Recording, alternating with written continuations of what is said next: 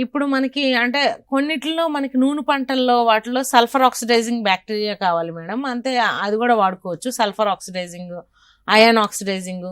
కాకపోతే మనకి ఏదైతే ప్రధాన పోషకాలు ఉన్నాయో అంటే స్థూల పోషకాలైన నత్రజని, భాస్వరం, పొటాషియంకి విరివిగా మనకి ఈ జీవన ఎరువులు లభ్యతలోకి ఉన్నాయి కాబట్టి నత్రజని, భాస్వరం, పొటాషియాన్ని మనం వాడుకోవచ్చు. అంతేకాకుండా 4వ రకమైన మొక్క పెరుగుదలకు ఉపయోగపడే సూక్ష్మజీవులను కూడా మనం వాడుకోవచ్చు.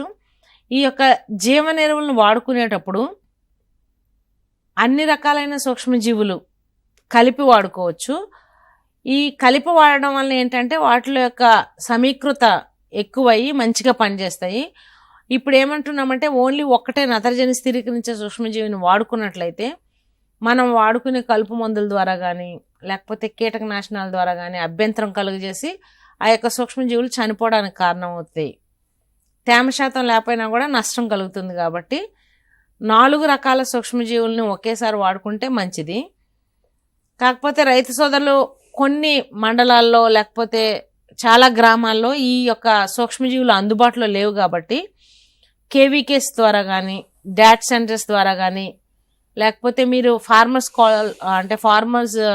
కోఆపరేటివ్ సొసైటీస్ ఉన్నాయి దాని ద్వారా కానీ మనం ఈ యొక్క విశ్వవిద్యాలయానికి ఇండెంట్స్ ఇచ్చినట్లయితే మనం విత్తనం వేసుకునే సమయంలో జూన్ 1st వీక్లో కానీ జూలై 1st వీక్లో కానీ వాళ్ళ గ్రామాలకు చేరుకునేటట్లు మనం ఇండెంట్స్ తీసుకోవచ్చు. కాబట్టి రైతు సోదరులు తప్పనిసరిగా ముందస్తుగానే ఈ యొక్క జీవన ఎరువుల్ని తీసుకుని తగిన కాలంలో అంటే తగిన పంట సమయంలో ఈ జీవన ఎరువులను వాడుకున్నట్లయితే ఉత్పాదకత పెంచుకోవచ్చు. అంతేకాకుండా నేల ద్వారా సంక్రమించే సూక్ష్మజీవులను నేల యొక్క ఉత్పాదకతను కూడా మనం పెంచుకోవచ్చు.